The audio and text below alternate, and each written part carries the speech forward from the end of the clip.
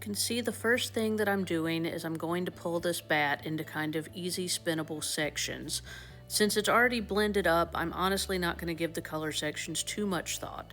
I have my King Bee spinning wheel from Spinolution set on a good middle-sized gear, and I plan on spinning both of the singles in kind of a semi-woolen style with a slight long draw pullback, and I just want basically some even fluffy singles that will come together beautifully. Here you can see how, even though it started out as a bat, since I pulled it into longer, thinner sections, I'm actually able to spin it fairly easily, a lot like a mixed roving, even though if you have shorter bats, you may have to do this in shorter sections. But either way, just let the colors come together. You can see in this shot the different colors on the bobbin as they're wrapping onto the wheel.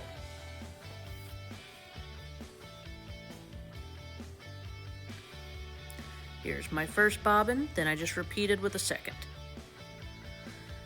For the 2-ply, one thing to keep in mind with 2-ply is you don't want to let it get too loosey-goosey. I make sure that my feet keep an even pace, and I like to keep my thumb kind of in the middle so I can actually feel the twist coming around both sides of my thumb.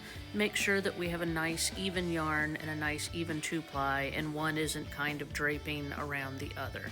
This will also help you finish with both bobbins if they were evenly split with fairly even amount of yarn left, so you don't have a ton left on one versus the other.